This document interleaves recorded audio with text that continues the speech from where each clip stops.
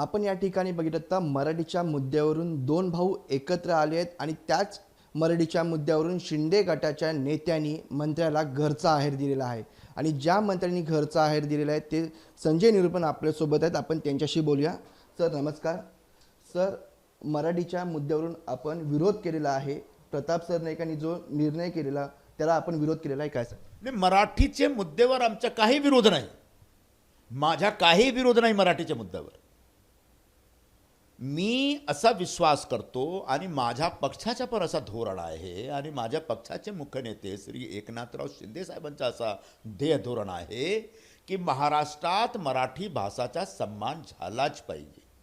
महाराष्ट्रात राहणारे लोकांना मराठी बोलायलाच पाहिजे. मराठी समजून यायला पाहिजे. मराठी लिहून येत नाही चालेल, पण कमीत कमी मराठी भाषामध्ये संवाद त्यांनी केला पाहिजे. हा आमच्या पक्षाचा धोरण आहे आणि माझा पण असा विश्वास आहे.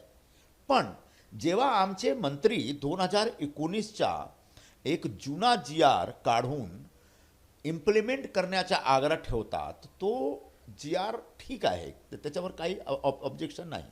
पण त्यांचा एक पक्ष चांगला आहे, दुसरा पक्ष म्हणजे दुसरा पक्षमुळे एक भीती निर्माण होण्याची शक्यता आहे आणि होत आहे. काय आहे तो GR म्हणजे मुंबईमध्ये महाराष्ट्रामध्ये ऑटो आणि टॅक्सी चालणारे जो लोक आहेत, जो ड्रायव्हर चालक वर्ग आहे, त्यांच्याकडून अशी अपेक्षा आहे की तुम्ही मराठीमध्ये तुमचे पॅसेंजर बरोबर संवाद करा. तो चांगला आग्रह आहे, त्याचे आम्ही समर्थन करतो.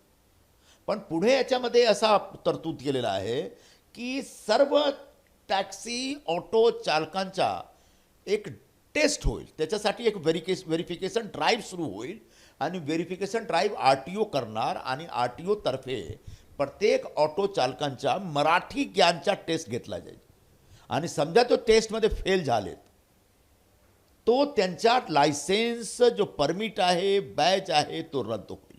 म्हणजे त्यांच्या समोर उदरनिर्वाहाचा संकट निर्माण होऊ शकतो. त्यांचा धंदा हातातून जाऊ शकतो. हा आता भीती निर्माण त्यांच्यामध्ये झालेला आहे. त्यासाठी मी माझ्या मंत्री महोदयकडून एक पत्र पाठवलेलं आहे की मी तुमचा हा जो GR आहे त्याचं समर्थन करतो.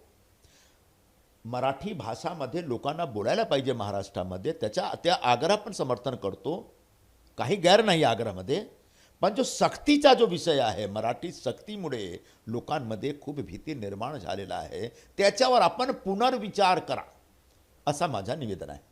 पण आपण एवढा आता सुंदर मराठी बोलतायत, आपण देखील पत्र दिलं ते देखील मराठीमध्ये दिलेलं आहे आणि त्यामध्ये पत्रामध्ये देखील लिहिलेलं आहे भाषेला सक्तीची चौकट नको. त्यावर तुम्ही काय? हां, भाषा एक प्रेमाचा विषय आहे. भाषा प्रेमापोटीने आम्ही शिकतो आणि बोलतो. भाषा संवादचा माध्यम आहे. भाषा वादचा माध्यम होऊ शकत नाही. तो जेव्हा आम्ही सक्ती करतो कुठल्या भाषासाठी, फक्त मराठी भाषेचा प्रश्न नाही आहे, संपूर्ण जगात लोकांची वेगवेगळी भाषा आहे आणि तो प्रेमामुळे एक दुसरीची भाषा ते शिकतात आणि बोलतात. पण समजा कोणी समाजचे लोक, कोणी भाषाभाषी लोक कोणावर सक्ती करतात, जोर जबरदस्ती करतात, तेव्हा भाषेचा जो प्रेम आहे ना, भाषाच्या प्रती जो प्रेम आहे ना, तो प्रेम कमी होतो. तो यासाठी मी एक प्रेमामुळे मी मंत्री महोदयाने सांगितलं की मराठी भाषाचे प्रती महाराष्ट्रामध्ये लोकांमध्ये प्रेम राहायला पाहिजे. संपूर्ण देशात मराठी भाषाच्या प्रती प्रेम आहे. विजय तेंडुलकर मराठी भाषाचे एवढे चांगले नाटककार होते. त्यांच्या नाटक जेव्हा मी पटनामध्ये कॉलेजमध्ये होतो तेव्हा मी वाचलं होतं. मी मृत्युंजय वाचलेला आहे, मी ययाती वाचलेला आहे, मुंबई दिनांक वाचलेला आहे. याच्यासारखे केवढे चांगले जो उपन्यासकार आहेत, कादंबरीकार आहेत, त्यांच्या लेखणी आम्ही वाचलेला आहे आणि आमच्या मनात मराठी भाषाच्या प्रती खूप प्रेम आहे. पण तो प्रेमच राहायला पाहिजे. प्रेममध्ये जेव्हा तुम्ही सक्ती करताना, जबरदस्ती करताना, तो प्रेम कमी होतो. पण मुंबईसारख्या शहरामध्ये मुंबईला प्राधान्य देणे कुठे चुकीचं आहे? नाही, मुंबईला नाही, मराठीला हां, नाही, काही चुकीचं नाही. मुंबई महाराष्ट्राची राजधानी आहे. मुंबईमध्ये बहुसंख्यक समाज मराठी भाषिक समाज आहेत आणि मराठी भाषिक लोकांनी संपूर्ण संयुक्त महाराष्ट्र आंदोलनमध्ये एक लढा देऊन मुंबई महाराष्ट्राचा पाठ केलेला आहे. तेव्हा जेव्हा काँग्रेस पार्टी होती, त्यांचा एक पूर्ण कट कारस्थान असा होता की मुंबई महाराष्ट्रातून वेगळा झाला पाहिजे. मुंबई एक केंद्रशासित प्रदेश झाला पाहिजे असं पण एक कट कारस्थान होता त्यावेळी. पण ते सर्व जो षडयंत्र होते कट कारस्थान त्याच्याबरोबर भिडून त्याच्याचं एकदम कन्फंट्रेशन घेऊन मुंबईचे मराठी लोकांनी, महाराष्ट्र मराठी लोकांनी मुंबई महाराष्ट्रामध्ये ठेवला, याचा आम्हाला अभिमान आहे. आणि यामुळे जेव्हा आम्ही सांगतो की मुंबई महाराष्ट्राची राजधानी आहे, तो मराठी भाषाला प्राधान्य मिळालंच पाहिजे, काय हरकत नाही. पण समजा एक मुंबईचा जो एक एक एक इतिहास आहे, मुंबईची एक परंपरा आहे, एक जुनी परंपरा आहे, एक जुना इतिहास आहे. तो एक पूर्वीपासून एक कॉस्मोपॉलिटन सिटी आहे. इकडे बहुभाषिक लोक राहतात.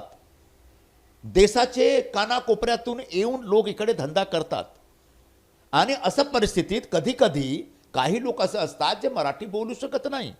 त्यांना मराठी शिकल्या पाहिजे, त्यांच्याकडून मराठी शिकला पाहिजे असा आग्रह आम्हाला ठेवला पाहिजे. पण त्याच्यासाठी त्यांच्यावर जास्ती जोर जबरदस्ती करून, त्यांच्याबरोबर मारामारी करून हा मराठी शिकविण्याचा एक चांगला रास्ता नाही आहे.